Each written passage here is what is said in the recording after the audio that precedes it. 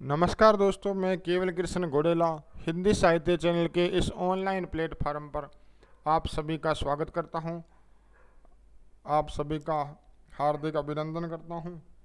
दोस्तों, आज के इस वीडियो में हम चर्चा करने वाले हैं भक्ति काल के महत्वपूर्ण 100 फैक्ट के बारे में। तो दोस्तों, हिंदी साहित्य में जो दूसरा चरण है भक्ति काल, उसका पूरे का अच्छे से सारांश तैयार किया है दोस्तों, जो कि आपकी कोई भी आने वाली जो परीक्षा है उसके लिए रामबाण साबित होंगे ये 100 फैक्ट। तो आपको दोस्तों ये 100 फैक्ट तो याद होने ही चाहिए। अगर आप हिंदी साहित्य की तैयारी कर रहे हैं तो भक्ति काल के इस टॉपिक से ये 100 फैक्ट आपको याद होना ज़रूरी है। तो दोस्तों, शुरुआत करते हैं आज के इस वीडियो की। सबसे पहले आपके सामने जो चार्ट दिखाई दे रहा है दोस्तों, हिंदी साहित्य के 100 फैक्ट्स, यानी भक्ति काल में हम आज प्रवेश करने जा रहे हैं दोस्तों। जो आदिकाल है, इससे पहले का जो टॉपिक, उसके 100 फैक्ट है, जो उसका वीडियो भी अपलोड किया जा चुका है। तो दोस्तों, आदिकाल तो ज़्यादातर वीर गाथात्मक काव्य, लड़ाई झगड़ों का या श्रृंगारिक या ऐसा कुछ काव्य था, लेकिन ये जो भक्ति काल है हिंदी साहित्य का स्वर्ण युग माना जाता है। आज इस पर हम चर्चा करने वाले हैं। तो दोस्तों, शुरुआत करते हैं। भक्ति काल का जो दोस्तों, भक्ति काल का जो नाम दिया गया आचार्य रामचंद्र शुक्ल जी के द्वारा, पूर्व मध्यकाल। तो दोस्तों, इन्होंने पूर्व मध्यकाल जो भक्ति काल को कहा था, किसको कहा था? भक्ति काल को। और जो उत्तर मध्यकाल है दोस्तों, वो किसको कहा था? अरीति काल को। किसको कहा था दोस्तों? अरीति काल को। तो दोस्तों, आज हम पूर्व मध्यकाल की बात कर रहे हैं। इन्होंने, शुक्ल जी ने जो भक्ति काल का काल विभाजन किया था, तो थोड़ा उसके बारे में जान लेते हैं। निर्गुण भक्ति शाखा और सगुण भक्ति शाखा, इन्होंने भक्ति काल में ये जो वर्गीकरण किया दोस्तों। और निर्गुण भक्ति शाखा में इन्होंने ज्ञान मार्गी, या आप इसको ऐसे कह सकते हो ज्ञानाश्रयी। क्या कह सकते हो दोस्तों? ज्ञानाश्रयी या प्रेमाश्रयी। तो ये दो नाम है जो शुक्ल जी ने दिए थे दोस्तों। किसने दिए थे? शुक्ल जी ने। ज्ञानाश्रयी और प्रेमाश्रयी, यानी ज्ञान मार्गी और प्रेम मार्गी। इसी प्रकार इन्होंने जो सगुण भक्ति शाखा है, उसके भी दो भाग बांटे दोस्तों, रामाश्रयी भक्ति शाखा और कृष्णाश्रयी जो भक्ति शाखा। तो दोस्तों, ज्ञान मार्गी जो शाखा थी, उसके जो यूं कह सकते हैं कि हम प्रतिनिधि कवि है दोस्तों, कबीरदास जी है। और प्रेम मार्ग की जो काव्य धारा है, उसके प्रतिनिधि कवि जो जायसी को मान सकते हैं। इसी प्रकार रामाश्रय भक्ति शाखा के जो प्रतिनिधि कवि है दोस्तों, तुलसीदास जी है। और कृष्णाश्रय भक्ति शाखा है, इस धारा के जो प्रतिनिधि कवि हम मान सकते हैं सूरदास जी को। तो दोस्तों, ये तो थोड़ा नॉर्मल जानकारी अपन पढ़ी कि भक्ति काल में जो डिवाइडेशन किया गया शुक्ल जी के द्वारा। अब दोस्तों दूसरे फैक्ट के बारे में जानते हैं। दूसरे फैक्ट में बताया गया है दोस्तों कि आचार्य रामचंद्र शुक्ल ने भक्ति आंदोलन को इस्लामी आक्रमण से पराजित हिंदू जनता की असहाय एवं निराश मन स्थिति से जोड़ा है। तो दोस्तों, जो भक्ति आंदोलन शुरू होने के या उदय होने के मुख्य जो कारणों में अगर हम बात करें, तो शुक्ल जी ने इस्लामी आक्रमण, यानी मुसलमानों के जो आक्रमण हुए, उससे जो हिंदू जनता वो असहाय हुई, निराशा उनमें ज़्यादा छा गई। तो दोस्तों, इसी कारण इन्होंने भक्ति की ओर जनता ने मुंह मोड़ा। तो इसको कहीं ना कहीं शुक्ल जी टारगेट करना चाह रहे हैं कि जो इस्लामी आक्रमण था वो जिम्मेदार है भक्ति आंदोलन का, जो भक्ति आंदोलन हुआ दोस्तों। इसके बाद दोस्तों, जो डॉक्टर हजारी प्रसाद द्विवेदी जी है, ये जो इन्होंने शुक्ल जी ने मत दिया था, इस मत के खिलाफ थे। इन्होंने क्या कहा कि मध्यकाल की भक्ति रचनाओं, विशेषतः संत काव्य को भारतीय चिंताधारा का स्वाभाविक विकास या परंपरागत विकास अपन मान सकते हैं। तो ये मत था कि हजारी प्रसाद द्विवेदी जी का। उनका मत था कि जो इस्लामी आक्रमण का कारण नहीं है, हालांकि जो भारतीय चिंताधारा है यानी भारतीय जो परंपरा है उसके अनुसार ही स्वाभाविक विकास माना गया है। चौथे फैक्ट में दोस्तों देखते हैं, उत्तर भारत में वैष्णव भक्ति के संस्थापक कौन है दोस्तों? रामानुज। तो दोस्तों वैष्णव भक्ति क्या है? जिसमें क्या है, विष्णु भगवान को अपना ईश्वर मानकर भक्ति की जाती है, तो उसे वैष्णव भक्ति कहते हैं दोस्तों। पांचवा है दोस्तों, आचार्य रामचंद्र शुक्ल के अनुसार साधना के क्षेत्र में जो ब्रह्मा है, साहित्य के क्षेत्र में वही रहस्यवाद है दोस्तों। तो साहित्य के अंदर भक्ति काल में भी दोस्तों जो रहस्यवाद की प्रवृत्ति पाई जाती है दोस्तों, तो उसकी भी हम आगे चर्चा करेंगे। छठा फैक्ट है दोस्तों, हिंदी भक्ति साहित्य को प्रभावित करने वाले राधा वल्लभी संप्रदाय का संबंध सनकादि संप्रदाय से माना जाता है। तो दोस्तों अब हम अगले तथ्य की बात करेंगे। सातवां जो तथ्य है,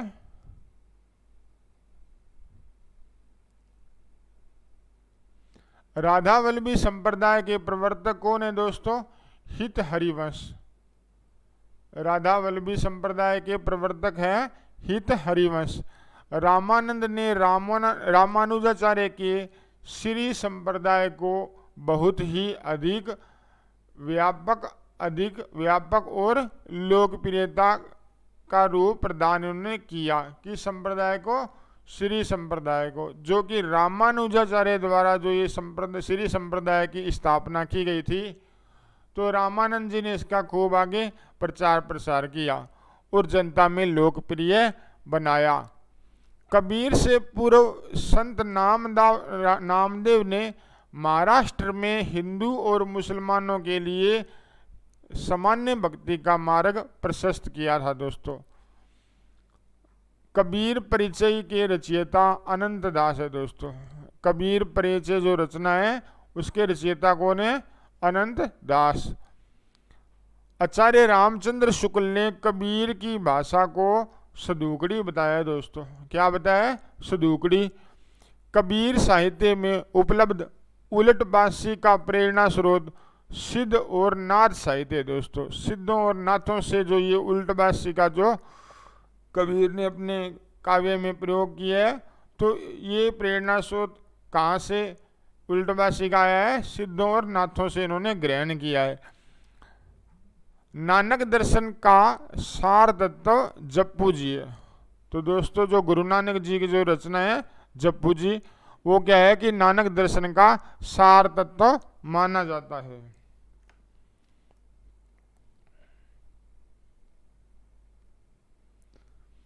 मीराबाई के गुरु रविदास, तो दोस्तों इनको ही रविदास कहा जाता है।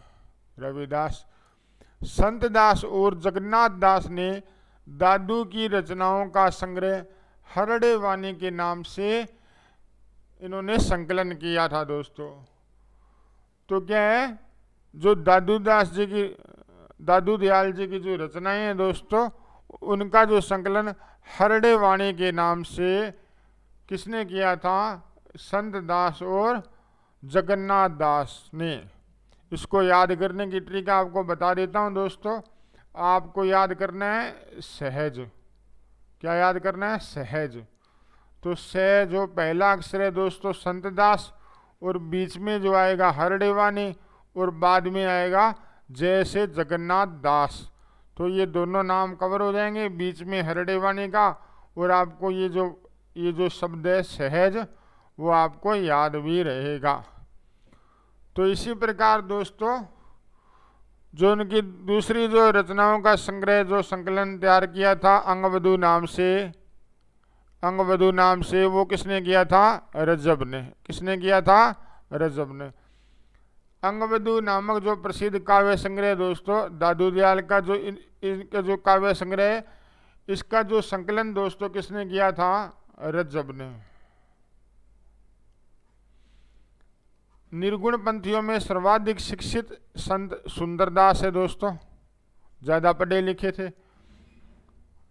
संत जगजीवन दास ने सत्य नामी संप्रदाय का प्रवर्तन किया। तो दोस्तों भक्ति आंदोलन के अंतर्गत जो सत्य नामी संप्रदाय स्थापित किया गया था उसका प्रवर्तन किसने किया था? संत जगजीवन दास।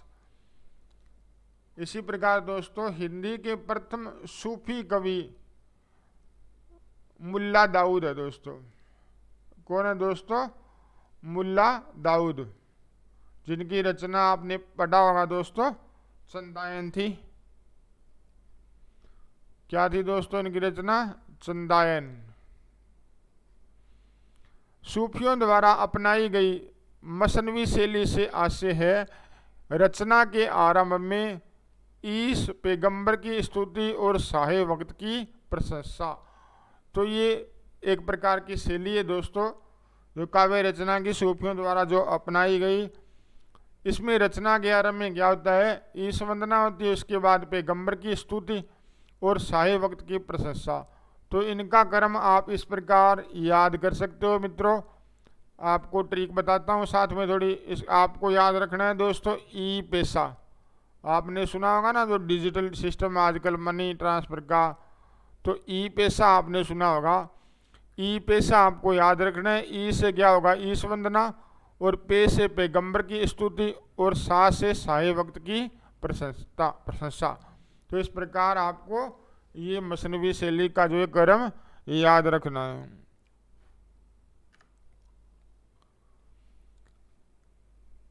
आगे का फैक्ट देखते हैं दोस्तों। जिस तरह महिला भक्तों में अंडाल और मीरा हुई, उसी तरह सूफियों में बसरा की जो राबिया नामक एक सूफी संत महिला की गणना की जाती है दोस्तों। तो जो दक्षिण भारत में दोस्तों आंदोलन हुआ था भक्ति का, तो उसके अंतर्गत ही जो महिला भक्त थी अंडाल, जिसको दक्षिण की मीरा भी कहा जाता है। अखरावट में जायसी ने देवनागरी वर्णमाला के एक अक्षर को लेकर सिद्धांत भरी तत्वों से युक्त चौपाइयाँ लिखी है दोस्तों। इससे पहले जो तथ्य दोस्तों आपको बताया था कि दक्षिण की मीरा अंडाल को भी कहा जाता है, और एक एनसीईआरटी की बुक में मैंने पढ़ा था दोस्तों अक महादेवी, इनको भी अक महादेवी को भी दक्षिण की मीरा कहा जाता है। तो ये भी लिखा है दोस्तों। अखरावट में जायसी ने देवनागरी वर्णमाला के एक एक अक्षर को लेकर सिद्धांत भरी तत्वों से युक्त क्या लिखी है दोस्तों? चौपाइयां। जायसी ने अपनी कृति आखिरी कलाम में कयामत का वर्णन किया है। सूफी कवि नूर मोहम्मद ने अनुराग बांसुरी, यानी इसका जो प्रकाशन सब में 1764 ईस्वी में दोहे की जगह बरवे छंद का प्रयोग किया है दोस्तों। किस रचना में? इन्होंने अनुराग बांसुरी में। इसके अलावा इनकी जो दूसरी रचना है दोस्तों इंद्रावती। सूफी कवियों का सबसे प्रिय जो अलंकार है दोस्तों समासोक्ति है। दक्षिण में सर्वप्रथम राम भक्ति का प्रचार प्रसार आलवार भक्तों ने किया था दोस्तों, आलवार भक्तों ने किया था। तो ये आलवार भक्त कौन थे दोस्तों? जो भगवान विष्णु को मानते थे, और एक नयनार भक्त थे जो भगवान शिव को मानते थे।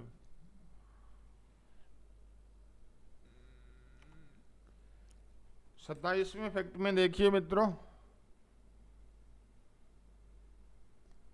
आचार्य शुक्ल के अनुसार राम भक्ति में रसिक संप्रदाय के प्रवर्तक अयोध्या के रामचरण दास है दोस्तों। कौन है?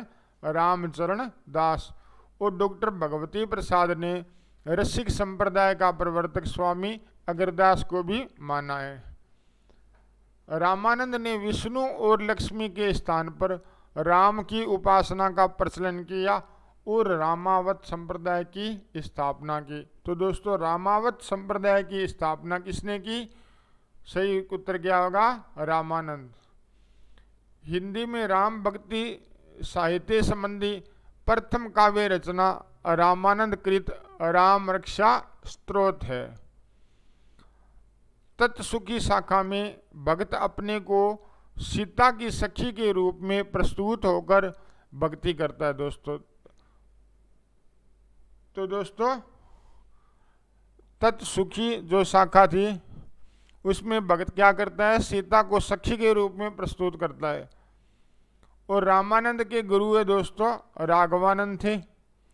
बाबा बेनी माधव दास कृत गोसाई चरित में तुलसीदास के संबंध में अलौकिक घटनाओं का चित्रण हुआ है।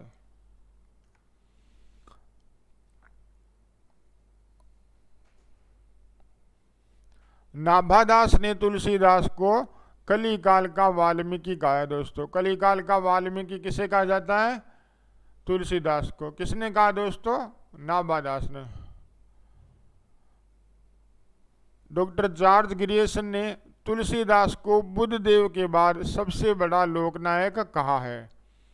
विसेट स्मिथ ने तुलसीदास को मुगल काल का सबसे बड़ा आदमी कहा है। तो दो महत्वपूर्ण जो कथन है दोस्तों तुलसीदास के बारे में, ये काफ़ी इंपॉर्टेंट है, परीक्षा में पूछे जाते हैं, काफ़ी बार पूछे भी गए हैं। आचार्य शुक्ल ने तुलसीदास को हिंदी का सर्वश्रेष्ठ कवि सिद्ध कहा है। इसी प्रकार दोस्तों तुलसीदास अकबर के समकालीन थे, फिर भी आईने अकबरी में इसका उल्लेख नहीं मिलता। तुलसीदास के साहित्य में समन्वय की विराट चेष्टा दोस्तों, ये सबसे बड़ी विशेषता है तुलसीदास के काव्य के। तो समन्वय की विराट चेष्टा ही ग्रियर्सन द्वारा तुलसी को लोकनायक मानने का प्रमुख आधार है। रामचरितमानस के बाद विनय पत्रिका ही तुलसी की उत्कृष्ट रचना मानी जाती है। तुलसीदास के गुरु का नाम दोस्तों नरहरिदास है। क्या नाम था तुलसीदास जी के गुरु का नाम? नरहरिदास। इसके बाद दोस्तों 41वें तथ्य में हम बात करते हैं राम भक्ति मार्ग में दाम्पत्य मूलक उपासना को लेकर चलने वाली जो श्रृंगारी भावना के प्रवर्तक दोस्तों कौन माने जाते हैं? स्वामी अग्रदास। राम भक्ति में तत्सुखी शाखा के प्रवर्तक जीवाराम है या जीवराम है दोस्तों। और राम भक्ति में स्वमुखी जो शाखा है उसके प्रवर्तक रामचरण दास है। तो दोस्तों ये जो राम भक्ति काव्य धारा में दो शाखाएं थी, स्वमुखी और तत्सुखी, तो इनके प्रवर्तक आपको याद रखना जरूरी है। थोड़ा इसका तरीका बता देता हूँ मित्रों, आप याद कर लेना इसको। अब देखो पहले तो आप इसको स्वमुखी को लिखो। क्या लिखो? स्वमुखी। एक तो ये शाखा थी दोस्तों, एक थी तत्सुखी। कौन सी थी? तत्सुखी। तो स्वमुखी के तो है रामचरण दास, रामचरण दास। और तत्सुखी के क्या है? जीवाराम, जीवाराम। अब आपको ट्रिक याद रखनी है, आपको राज्य करना है इनको। क्या करना है? राज्य। आपको याद रखना है राज्य। तो दोस्तों स्वमुखी तो स्व तो पहले आएगा, तत् बाद में आएगा, ये आप कर्म याद रखना, नहीं तो ये ट्रिक गड़बड़ हो जाएगी। स्व पहले आता है, स्व तो पहले आएगा और तत् बाद में आता है। तो स्वमुखी के द्वारा रामचरण और तत्सुखी शाखा के जीवाराम प्रवर्तक है। आपको राज्य मैंने क्यों बताया? क्योंकि रा से बनेगा रामचरण दास और जी से क्या होगा? जीवाराम। तो ये जो पहला अक्षर है रा और जी, तो ये राज्य याद रखना दोस्तों।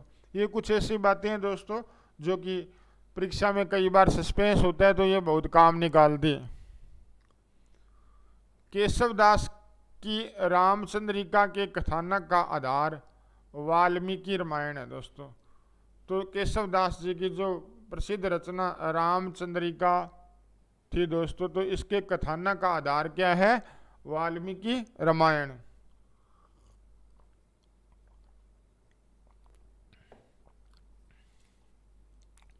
अब हम दोस्तों बात करते हैं 45वें तथ्य की।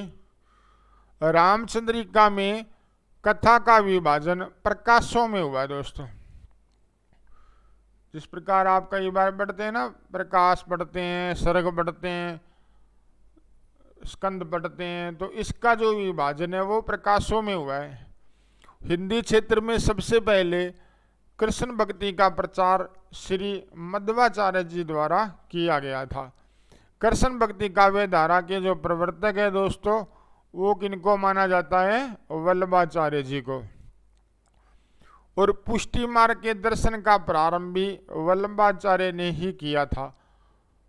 तो ये जो इनका जो संप्रदाय था दोस्तों, वल्लभ संप्रदाय, इसी के अंतर्गत ये पुष्टि मार्ग का जो मत आता है। हरिदासी संप्रदाय का दूसरा नाम सखी संप्रदाय है मित्रों। ये भी आपने नॉर्मल पढ़ा होगा। हरिदासी संप्रदाय का दूसरा नाम क्या है? सखी संप्रदाय। केलीमाल के रचयिता दोस्तों स्वामी हरिदास। विठलनाथ ने सूरदास को पुष्टि मार्ग का जहाज कहा है दोस्तों। कई बार ये परीक्षा में प्रश्न पूछा जा चुका है दोस्तों। सूरदास को पुष्टि मार्ग का जहाज किसने कहा है? विठलनाथ ने। सूरदास के दृष्टिकूट पदों का संग्रह दोस्तों साहित्य लहरी है। जो इनकी रचना है दोस्तों साहित्य लहरी, जिसमें नायिका वेद वर्णन भी है। तो इसमें दृष्टिकूट पदों का संग्रह है दोस्तों। और जो इनकी जो सूरसागर जो रचना है दोस्तों, उसकी जो रचना है 12 स्कंदों में हुई थी। कितने स्कंदों में हुई थी दोस्तों? 12 स्कंदों में। ब्रज भाषा को साहित्यिक रूप देने वाले प्रथम कवि सूरदास है। सूरदास की भक्ति सख्य भाव की है दोस्तों, सखी भाव की, मित्रता जैसे भाव की। जैसे भगवान श्री कृष्ण को उन्होंने आधार बनाया अपने काव्य का। अष्टछाप के वरिष्ठ कवि कुंभन दास है। और अष्टछाप के जो सबसे कनिष्ठ कवि है दोस्तों नंददास जी। तो विठल दास जी ने अष्टछाप के कवियों को आशीर्वाद दिया था, यानी उन्होंने इसी मंडली को, जो अष्टछाप के जो कृष्ण भक्त थे, इन्हीं को 8 भक्त कवियों को ये अष्टछाप कहा जाता है दोस्तों। तो इनकी जो समूह की मंडली से जो थी, इनको आशीर्वाद दिया था विठल दास जी ने। तो दोस्तों इसमें जो वरिष्ठ कवि थे कुंभन दास, और जो कनिष्ठ थे यानी छोटे थे, बिल्कुल सभी में से छोटे थे, या आप अनुभव के आधार पर या उम्र के आधार पर भी वरिष्ठ मान सकते हो। कुंभन दास वरिष्ठ थे और कनिष्ठ थे नंददास। तो इनको भी याद कर लो दोस्तों। अब मैंने पूछा कि अष्टछाप के वरिष्ठ कवि कौन है? कौन, ये देखो दोस्तों, कौन और नॉर्मल मारवाड़ी या बागड़ी भाषा में बोलते हैं कुन। कुन है, कुन है। बस ये कुन है तो आपको ये याद हो जाएगा कि कु से बनेगा कुंभन दास और न से बनेगा नंददास। तो कुंभन दास पहले बनेगा, ये वरिष्ठ हो जाएगा, और न से ये जो कनिष्ठ है नंददास, न से नंददास हो जाएगा। तो अब आपके सामने प्रश्न भी बन रहा है कि अष्टछाप के वरिष्ठ कुन है और कनिष्ठ कुन है।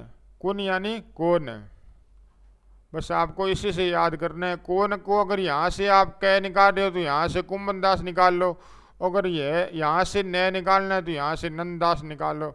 फिर आपको सीधा इतना याद करना है कि कौन है। बस कौन के अंदर ट्रिक छुपी हुई है दोस्तों, ये भी देख लो आप। चलिए दोस्तों, अष्टछाप के जो कवियों में सर्वाधिक कुशाग्र बुद्धि होने के कारण मंदिर के प्रबंध का कार्य कृष्णदास को दिया गया था दोस्तों।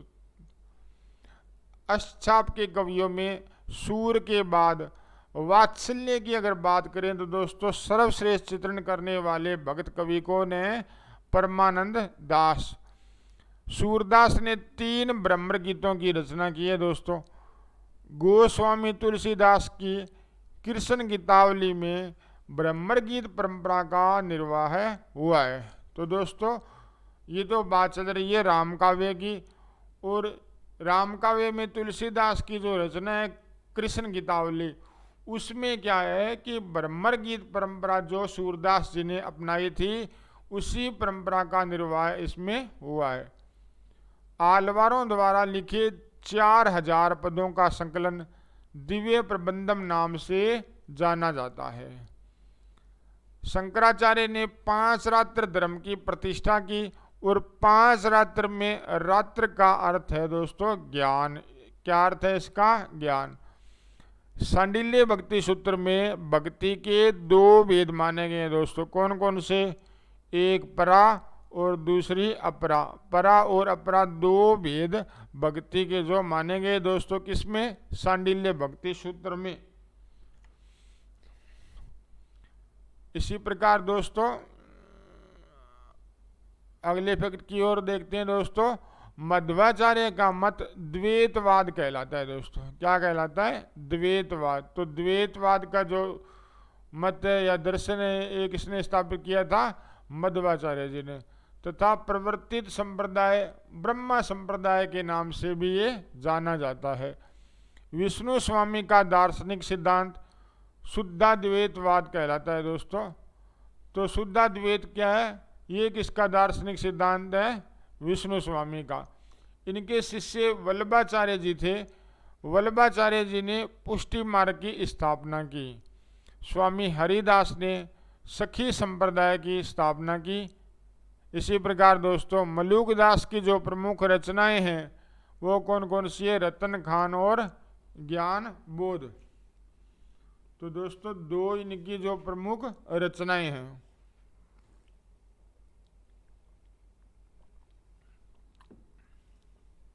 अब अपन बात करते हैं दोस्तों 17वें फैक्ट की। तो दादू संप्रदाय के प्रमुख शिष्य थे रज्जब, सुंदरदास, प्रागदास, जन गोपाल, जगजीवन। ये दादू संप्रदाय के प्रमुख शिष्य थे। और दादू दयाल जी के 2 पुत्र थे दोस्तों। उनका क्या नाम था? गरीबदास और मिस्किनदास। गुरु अर्जुन देव के 6000 पद गुरु ग्रंथ साहिब में संकलित है। कितने पद है दोस्तों? 6000। 73वें फैक्ट में देखिए दोस्तों, अवधी भाषा का प्रथम महाकाव्य ग्रंथ जो जायसीकृत कौन सा है दोस्तों? पद्मावत। कौन सा है? पद्मावत। इसी प्रकार दोस्तों नगेंद्र ने प्रेमाख्यान काव्य परंपरा का पहला ग्रंथ हंसावली, ये किसके द्वारा रचित है? असाहित के द्वारा, इसको माना है।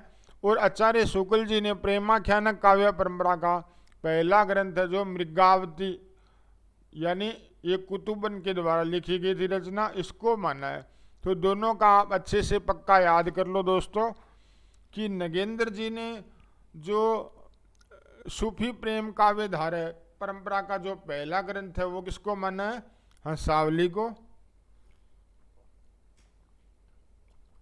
और शुक्ल जी ने जो सूफी प्रेम काव्य धारा है उसके जो पहला ग्रंथ माने दोस्तों मृगावती। दोनों के लेखक है वो भी आप याद कर लीजिए।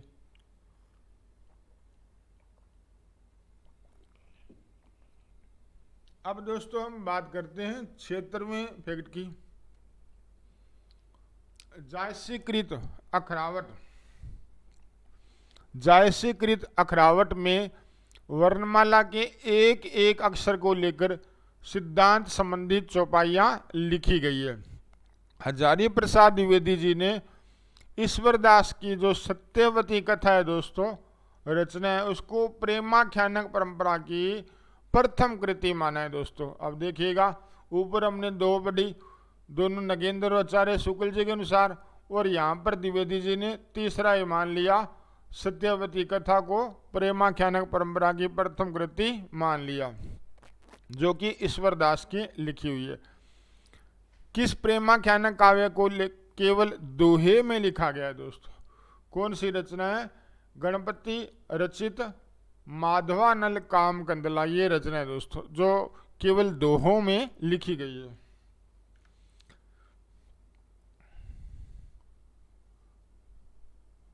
कवि असाहित ने अपने ग्रंथ हंसावली की रचना का जो स्रोत है दोस्तों, किस कथा को माना है? विक्रम बेताल की कथा को। चंदायन का मूल नाम है दोस्तों, जो मुल्ला दाऊद की जो चंदायन रचना है दोस्तों, चंदायन, उसका जो मूल नाम है लोर कहा या लोर कथा। ये किसने माना है दोस्तों? माता प्रसाद गुप्त ने। मृगावती जो के रचयिता कुतुबन के गुरु कौन थे दोस्तों? शेख बुरहान। तब घर में बैठे रहे नाहिन हाट बाजार, मधुमालती मृगावती पोथी दोय उचार। तो ये पंक्तियां दोस्तों किसकी है? बनारसी दास की। और किस रचना में है दोस्तों? अर्ध कथानक में। आचार्य शुक्ल ने जायस्य कृत कितने ग्रंथों का उल्लेख किया है दोस्तों?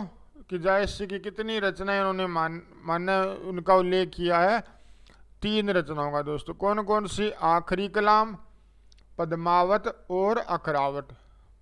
इसी प्रकार दोस्तों नगेंद्र ने सूफी मत का आदि स्रोत है जो सामी जातियों की आदम प्रवृत्ति को मानते हैं।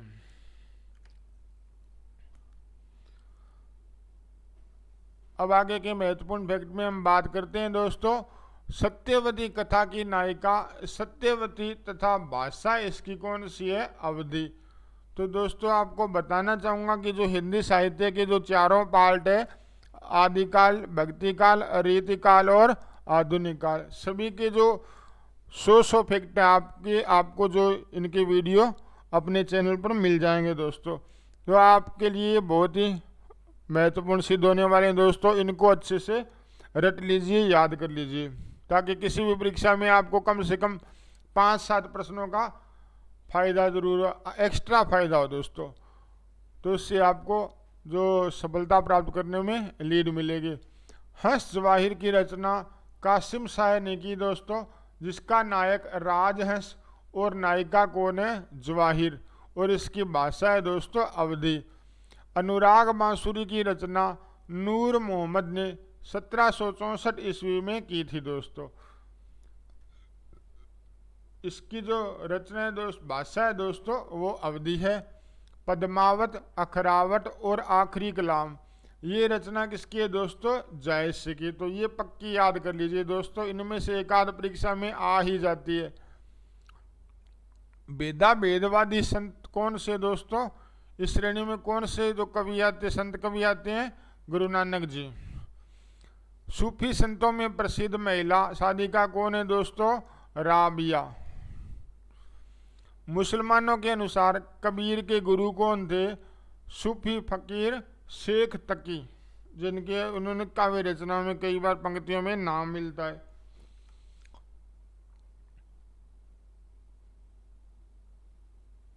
अब कैसे छुटे राम नाम रट लागी, प्रभु जी तुम चंदन हम पानी, जाकी अंग अंग वास समाने। तो ये दोस्तों काफ़ी चर्चित पंक्तियां, काफ़ी बार परीक्षा में आ भी चुकी है। तो ये किसकी है दोस्तों? रैदास जी के। उदासी संप्रदाय के प्रवर्तक कौन थे? श्रीचंद, जो गुरु नानक जी के पुत्र थे। दादू पंथ के प्रवर्तक थे दोस्तों दादू दयाल। दादू दयाल की काव्य भाषा कौन सी है दोस्तों? राजस्थानी, क्योंकि इन्होंने ज़्यादातर जो समय राजस्थान में गुजारा था दोस्तों, प्लस खड़ी बोली और प्लस मिश्रित ब्रज भाषा। मलूक दास की काव्य भाषा है अवधि तथा ब्रज। तो दोस्तों आज की वीडियो की अंतिम स्लाइड और ख़ास बात आपके लिए एक फैक्ट अलग इस वीडियो में प्लस किया है दोस्तों। 101 फैक्ट मिलेंगे आपको टोटल। ज्ञान समुद्र और सुंदर विलास के रचयिता है सुंदरदास। कबीर की मृत्यु के बाद उनके उत्तराधिकारी कौन थे? धर्मदास दोस्तों। इन्होंने जो बीजक का संकलन किया था, जो कबीरदास जी की रचनाओं का संकलन बीजक नाम से था दोस्तों, धर्मदास जी ने इसका संकलन किया था।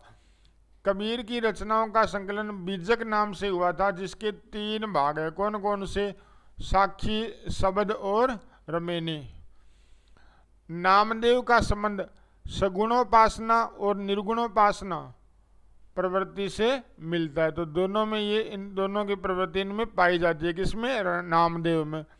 कबीर ने केवल भिन्न प्रतीत होती हुई परोक्ष सत्ता की एकता का आभास दिया था। प्रत्यक्ष जीवन की एकता का दृश्य सामने रखने की आवश्यकता बनी थी। यह जायसी द्वारा पूरी हुई। यह कथन दोस्तों किसका है? आचार्य रामचंद्र शुक्ल का। तो दोस्तों आज की वीडियो में 101 जो महत्वपूर्ण भक्ति काल से जुड़े हुए फैक्ट जिनके बारे में अपन ने चर्चा की, उम्मीद करता हूं दोस्तों कि आपको ये आज का वीडियो खूब पसंद आया होगा। तो ज़्यादा से ज़्यादा आपके लाइक आने चाहिए, कमेंट ज़रूर लिखिएगा दोस्तों। और आज का जो इस वीडियो का जो आपके लिए एक प्रश्न छोड़ रहा हूं दोस्तों, आपको उसका उत्तर कमेंट बॉक्स में देना है और साथ में लिखना है कि आप उत्तर दे किसके बारे में रहे हो। आपसे प्रश्न करूंगा दोस्तों आज के वीडियो का कि भक्ति काल का जो वर्गीकरण का जो समय माना है, भक्ति काल का जो समय काल माना है, वो शुक्ल जी ने किस ईस्वी से लेकर किस ईस्वी के मध्य माना है। शुक्ल जी ने भक्ति काल के समय काल को कितना माना है, आपको ये बताना है कि कितने ईस्वी से लेकर कितवीं ईस्वी तक। तो 2 ईस्वी का जो आपको सन बताना है दोस्तों, कि यहाँ से लेकर यहाँ तक जो समय काल भक्ति काल का शुक्ल जी के द्वारा माना गया। तो ये कमेंट बॉक्स में आप जरूर उत्तर देवें। धन्यवाद दोस्तों, आज के वीडियो में इतना ही। सभी को बाय बाय। जल्द मिलेंगे नए वीडियो के साथ, तब तक के लिए जय हिंद, जय भारत।